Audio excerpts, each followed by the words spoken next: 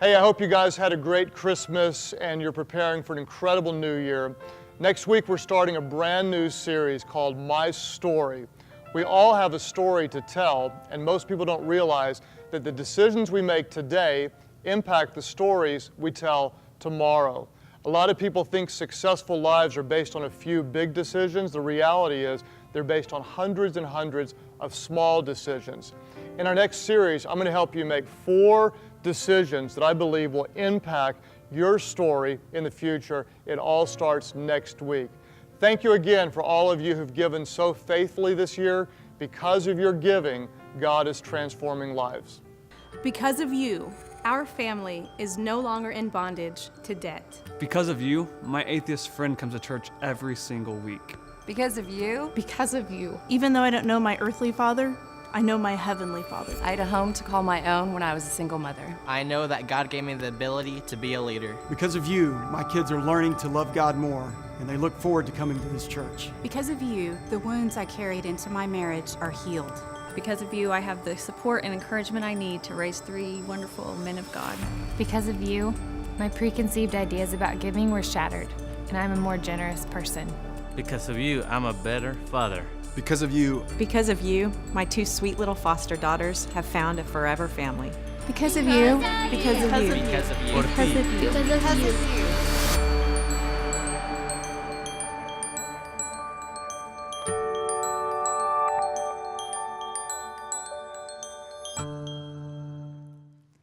Hey, Life Church and all of our network churches, I've got a very big treat for you today. As you know, whenever possible, I love to introduce you to those who have influenced me and allow them to bless you.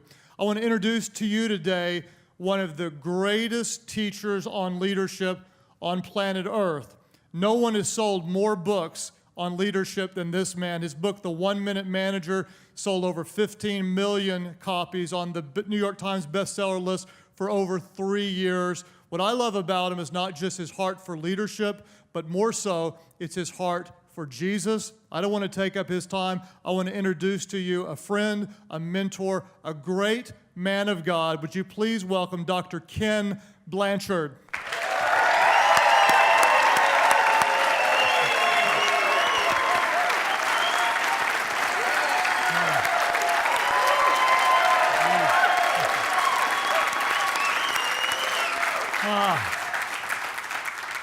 I tell you, what a joy it is to be with you all from Life Church, and I just so am impressed with your vision. I mean, you'll do anything short of sin to get to the lost and teach them about Jesus. And I was lost till I was 48 years old. Can you imagine that, And all of a sudden, the 1 Minute Manager was so ridiculously successful that I was having trouble taking credit for it. And people started saying, why do you think it's so? I said, God must be involved, And so God suddenly started to send all these people after me, and it was 48 years old when I really turned my life over to the Lord. And it's so interesting how you can see his hand in your life backwards, because he gave me the situational leadership and the 1 Minute Manager and all kinds of notoriety and all that stuff, because he knew when I was on his team, maybe I could help.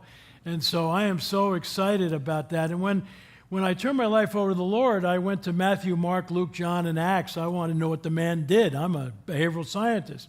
I just started to laugh because everything I had ever written about leadership, anything I had ever spoken about leadership, Jesus did with these 12 incompetent guys he hired. I mean, you wouldn't have hired that lot.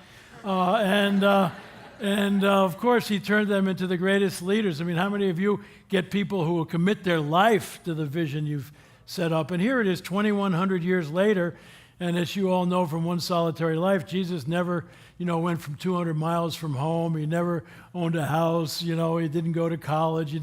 But who do people talk about around the world? Everybody loves Jesus, because he's the greatest model for living. And what I found out, he was the greatest model for leadership of all times. And I found out people weren't teaching in the divinity schools. They weren't teaching in the churches. So I guess, okay, Lord, I guess this is why I'm on your team, And when I turned 65 a few years ago, I was talking to Zig Ziglar on the phone, the great motivational guy, and he invited Margie and I to the 59th anniversary of his 21st birthday, And I said, Ziggy, you're going to retire? He said, there's no mention of it in the Bible. Except for Jesus, Mary, David, a couple of other people, nobody under 80 made an impact. He said, I'm refiring, not retiring. So that's what I'm really doing. I'm here today. I'm all refired, and I want to see how I can commute from...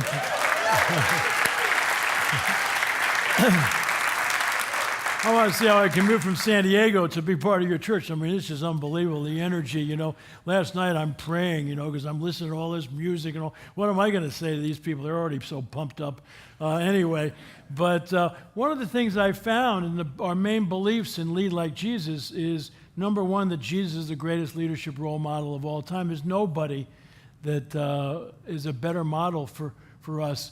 And secondly, and this is important for all of you to understand, leadership occurs anytime you attempt to influence the thinking, beliefs, or development of somebody else. So all of you are leaders. A lot of times when I say, how many of you are leaders? Only about 20% put up their hands because they think it's all about position.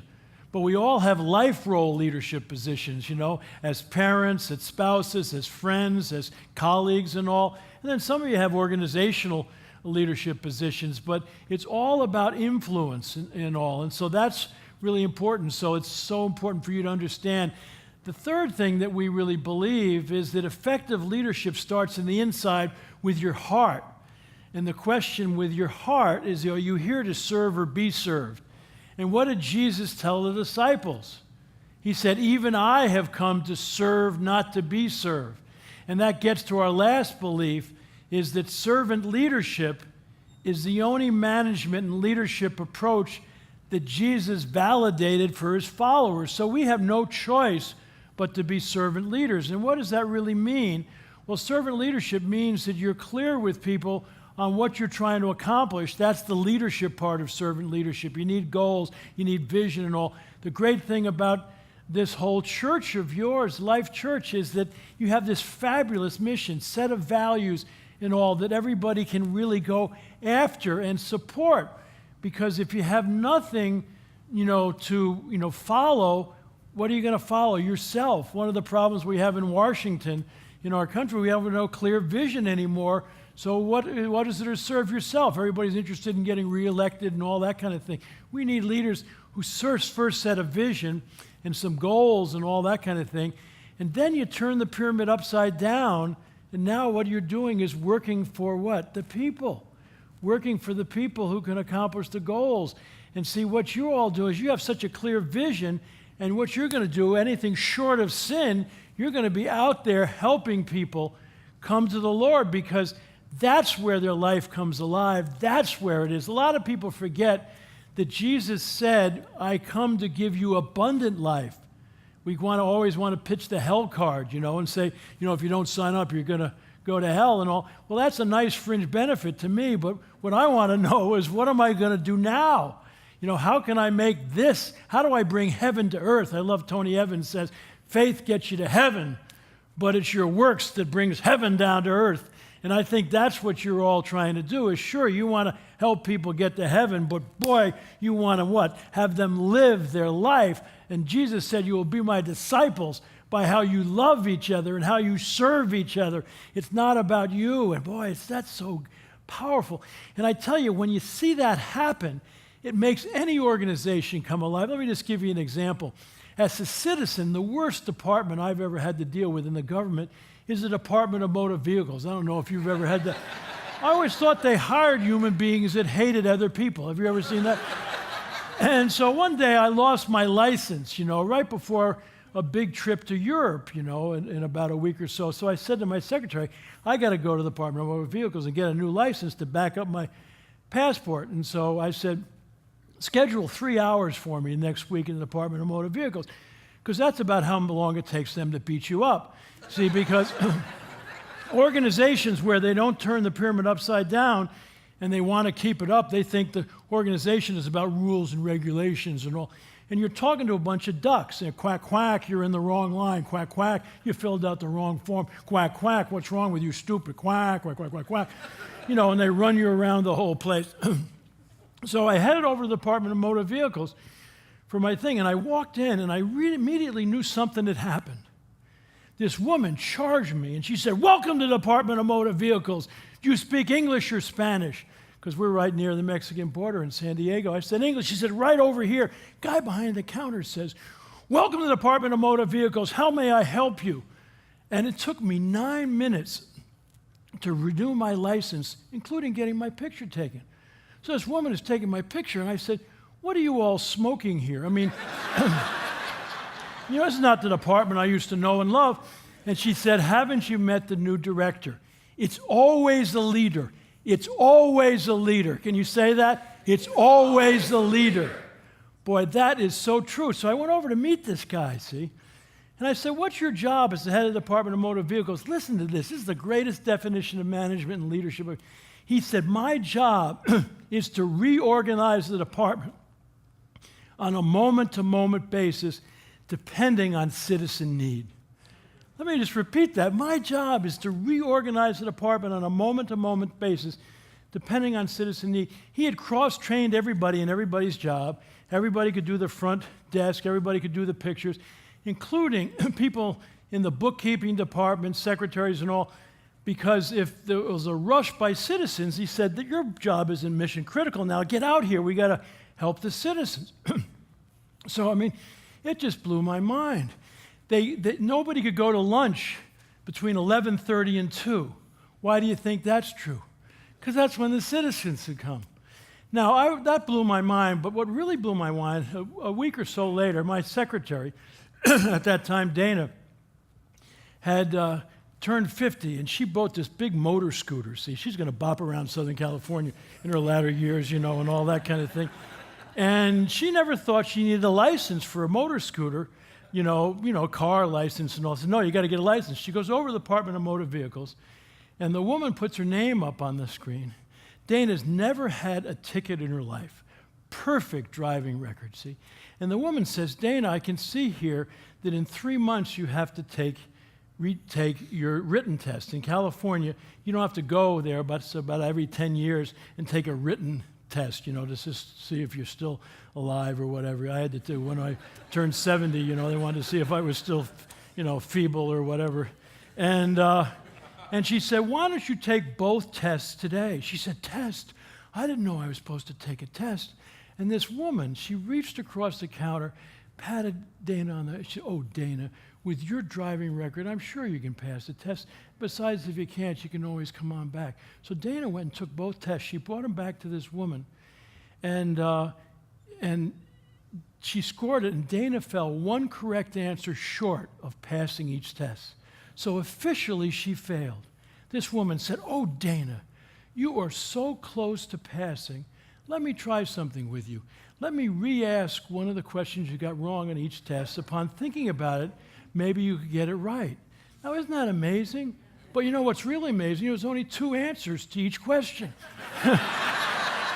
And she said, Dana, you chose A. What do you think is the right answer? B. You passed, you know. So, which was really unbelievable, see. And I was telling this story at a place, and this bureaucrat came up at the break. And you can always tell bureaucrats, they have very tight underwear on, you know, and they kind of walk a little bit like this, you know, and all. And he said, why are you telling that story? That woman broke the law. Your secretary failed, see. So I went back to see my new friend, and I told him this. And he said, Ken, let me tell you one other thing. When it comes to decision making, I want my people to use their brains before rules, regulations, or laws.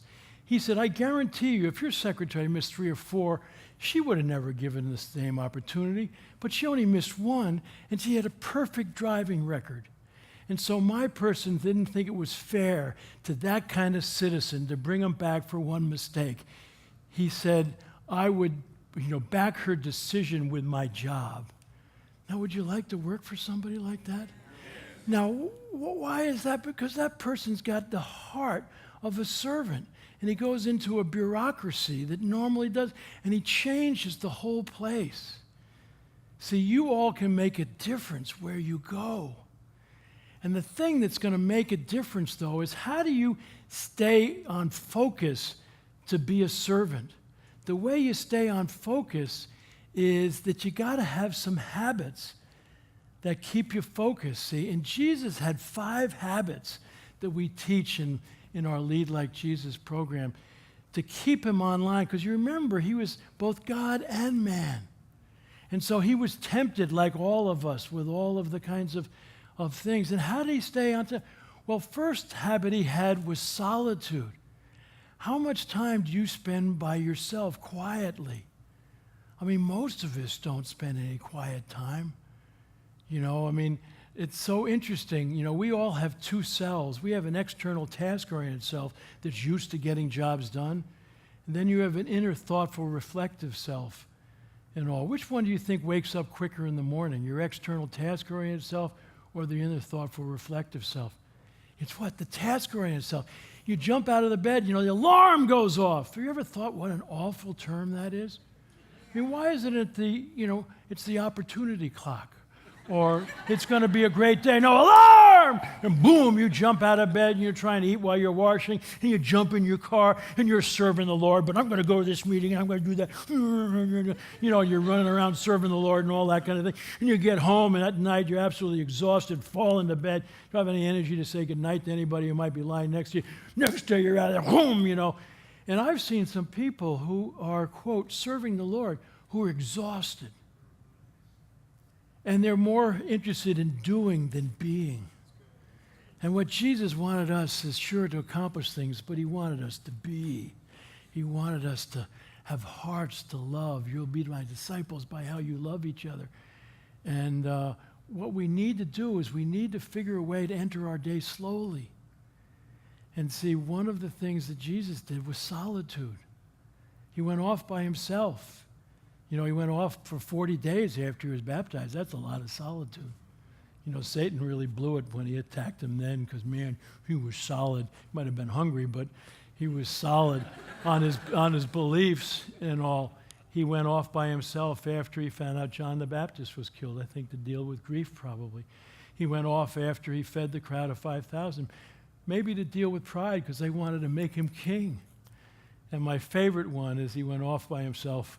One day, you know, he's doing a bunch of healings, and the disciples are really getting psyched up. I mean, this could really be a good business. You know, but then it says in the Bible, early the next morning, Jesus went off by himself to a solitary place to pray. See, because solitude and prayer kind of go together as two unbelievable habits, you know. And when the disciples got up, and they said, "Where is he? My God, look at the crowds," you know. And they're running around trying to find him. And they get him, and they said, "Jesus, they're all waiting for you." Did he care about those people? You better believe he cared about them, the most caring human being that ever walked the earth. But what did he say? "No, let's go to the next village so I can preach, for that is why I have come." See, because what is interesting about solitude and prayer is you quiet yourself so you can recalibrate who you want to be in the world and what the Lord has put you here for. Because we know whose we are, we're his. Humility is really the realization of complete dependence on God. That's when you get, and we're his. But then who are we is why are we here? And you all kind of need a personal mission statement or feel, you know, why does the Lord have me doing this? Why am I going to do this? And how can I serve with a heart that will make him smile and proud and all that kind of thing? Well, you're not going to do it by racing out of bed because you're going to get caught in a rat race. And Lily Talman, the great philosopher from Hollywood, you know, she once said the problem with a rat race is even if you win it, you're still a rat. So what you got to do is find a way to enter your day slowly. And so Jesus used solitude, you know, a number of times and all. And what do? One of the things that we teach and lead like Jesus is it's wonderful to get up in the morning and sit in the side of the bed and put your hands on your knees and think of all the concerns you have today and then lie them down at the foot of the cross because the Lord's going to take care of those. He can help you with those. And after you've thought about your concerns, then put your hands in an upward motion and listen. You know, he might have some good things to tell you. A friend of ours says she can always tell when God's talking to her. First of all, she gets ideas that she never could have thought of herself. She goes, "Whoa, that's really interesting, you know." And the second question she said, would the devil want me to do it? You know? And she says, if there's no to both of those, then, man, there he's talking to me now, you know? But a lot of times we don't take that time to let him talk to us and all. And so that's a really powerful thing. And then prayer. My God, prayer is really powerful. I learned from a friend of mine early on, Bob Buford, about the ACTS acronym for prayer. And what's interesting is I really think that Jesus said, I will be with you forever and all. And why can't you imagine Jesus right here? My friend Wally Armstrong, who's a great golfer and friend, he and I wrote a book called The Mulligan together, just wrote a wonderful book called Practicing the Presence of Jesus. And he was struck by, in the Bible, towards the end of Jesus' ministry, he said, I no longer call you servants, I call you friends. And a friend obeys my command, and I command you to what? Love each other. And he said, well, gee, how can I imagine Jesus as a friend? And he suddenly got this wonderful image when he was at the Masters following Arnold Palmer for his last go in Augusta, because he's an old buddy, and they were meeting some people up at the 18th green, and Ben Crenshaw, who won the Masters a couple of times, was up there talking to a guy. It was a big crowd, and Wally said to his friend, who's Ben talking to? He said, oh, that's Jesus. And he hadn't seen the Passion of the Christ. And it was Jim Caviezel, you know, dressed in golf clothes, you know, and khakis and all. And he said, why can't I imagine, Jesus just here? And so one of the things I like to do with my prayers is have Jesus sitting there with me. And the Acts says the first thing is adoration, which is thank you. I mean, you're unbelievable. I mean, look what you created. I'm just blown away, by the beauty and the people around me. So you start off just adoration. And then confession is next. Is what did you do yesterday that you think wouldn't really make him smile? And if you can't think of something you did wrong yesterday, you probably lie about other things too, I mean, because, we're not perfect at all, and so, fess up, because he already knows anyway. And so just tell him, God, I really feel bad, Lord, about that what I did there. I should have listened to that person. I was too busy, or what have you. And then thanksgiving is, boy, be appreciative, be thankful. A thankful heart is just so fabulous. It just brings more good blessings, I think, into you. And then S is supplication, which is, what is your wish list? What are you praying for? A lot of times people start with that, They say, Lord, I want this, this, this. No, that's at the end, after you say, man, you're fabulous, I adore you, and here's what I'm fessing up, and here's what I'm thankful for. And then after you do your wish list, kind of turn to Jesus. He's sitting there with you and say, well, what do you think? And then shut your mouth, A lot of people don't realize prayer is a two-way communication, and you're doing all the talking. Shut your mouth and let him share something with you. You go, whoa, that was really interesting. I hadn't thought about that. I don't think the devil would want me to do that either, And so prayer is really fabulous thing. And then the next thing is the study of Scripture. Boy, is that important, I mean, it's a really good book, I mean, what is the Bible? It's basic instruction before leaving earth. And it's just amazing to kind of re-look at that and study it and all. And, get in Bible studies and all. It's just fabulous, And I got a big kick out of the first time I read the Bible, particularly when Satan's, tempting Jesus. Jesus could have said, get out of here. You got to be kidding me. I'm at least number 2. But what did he do? Every time he said, it is written, and he quoted the Bible. I mean, he knew the Bible. He knew the Old Testament. The New Testament wasn't there yet, but he was living it. And so the study of Scripture is just so important for you. And if you ended your day with some time of solitude and putting your concerns down at the foot of the cross and then listening, to any advice, and then starting your prayers and using any strategy you have for prayer, and then start to just look at the Bible and get a plan going through there. Or some days I like to just go, boom, and go, oh, you wanted me to read that? I mean, isn't it amazing sometimes you go in the Bible and you just put your finger in it, you go, boom, and it's just the perfect thing. It's just, like, all right, thank you. I mean, the great thing about the Bible, it's the only book that the author will work with you as you go through it. I mean, most of the time the authors aren't around, and but Jesus is right there. He's the author. Say, what did you mean by that? And shut your mouth. He's able to tell you, and so you got to read and study scriptures, and that's another important thing. Those three things are all about entering your day slowly, And then there's two other habits that Jesus had that I'd recommend to you, because why? Because he did it, so it's not my recommendation. He had a small group that he could be more vulnerable with. He had John and James and Peter and all. Do you have a small group of people that you can be more intimate with? I mean, you're even intimate with the people you might live with? There's a fellow in Seattle who studied marriage for 20 or 30 years. The number one criteria for an effective marriage? Does the husband take advice from his wife? He said the biggest problem with marriage is the male ego. I want to be in charge, and the men ought to just get a life, I mean, you probably got the best advisor living with you. Why don't you listen to him? Margie and I just celebrated our 50th anniversary, and I tell you,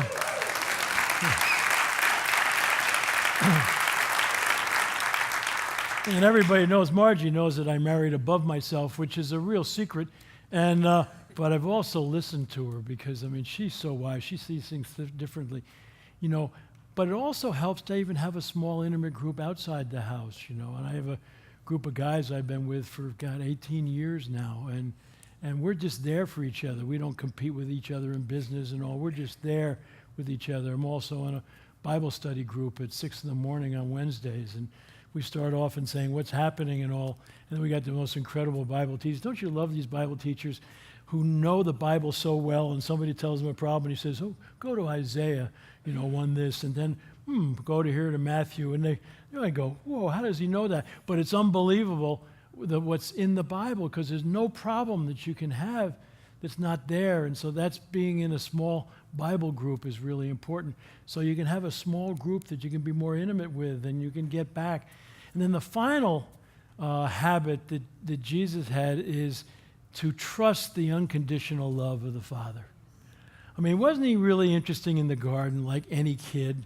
He asked his father 3 times, I don't have to go through this, do I, Dad? Aren't kids like that? You say no, go through it, or do this. And then they ask again and again. And finally he said, what? Thy will be done. Just trusting the unconditional love of God. Good comes to all, what? Who have faith and believe in the Lord.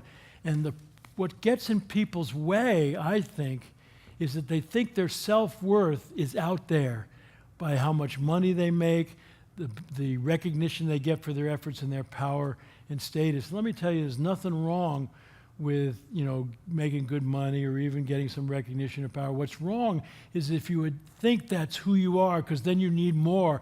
And these people, and all of a sudden it's tough economic times, and they take a $20 million bonus when they've laid off thousands of people. I mean, they need to get a life. I mean, how much do you need? But they keep score that way.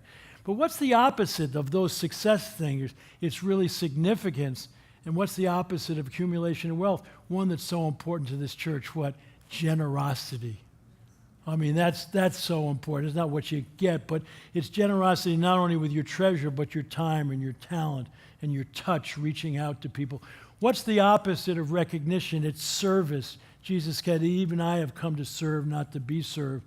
And what's the opposite of power and status? It's loving relationships, which is really so important. My friend John Ortberg, who's a wonderful preacher and author, wrote a wonderful book about his grandmother. And it's titled, At the End of the Game, It All Goes Back in the Box. And his grandmother was an incredible Monopoly player. Any of you ever play Monopoly when you're young? He said his grandmother was a vicious Monopoly player. And at the end of every game, she had everything. He had nothing. And she would get this big grin on her face, and she'd say, John, someday you're going to learn how to play the game. So when he was about 12 or 13, this kid moved next door. He was an incredible Monopoly player. And he practiced with his kid every day one summer because he knew his grandmother was coming in September. And when Grandma came, he ran out of the house. He gave her a hug and a kiss. And he said, Grandma, how about a Monopoly game? And her eyes lit up. Let's go, John. But he was ready for her this time. And he came out of the chute, and he wiped his grandmother out, and he had everything. He said it was the greatest day of his life. And his grandmother smiled, and she said, John, now that you know how to play the game, let me teach you a lesson about life. It all goes back in the box. And he said, what? He said, all you bought, all you accumulated. See, the only thing that's important in life when all is said and done is who you love and who loves you. And remember when Jesus said, when they asked Jesus, what are the big commandments? What did he say? It's all about love. Love God with all your heart, all your mind, and all your soul. And love thy neighbor as thyself. Oh boy, that's a really powerful kind of thing. And it's in love. And I think in John it says, if you know God, you know love. If you don't know God, you don't know love. And if you will take that love in your heart, it will live within you. And see, that's where the action is. That's where the whole thing is. And to me, everything about this wonderful church is about reaching out with love to people, because you're not out there slamming people and all. You're walking alongside them. I think Jesus came here not to create a religion, but for relationships. And I think this church, this wonderful church, is all about building relationships with people and walking with them, and in your walk, then introducing them to the Lord. And so that they know that they got somebody on their side. They have a partner in life. They have somebody who absolutely loves them no matter what they are and forgives them. It's all about grace and forgiveness. I want to tell you, it's fabulous.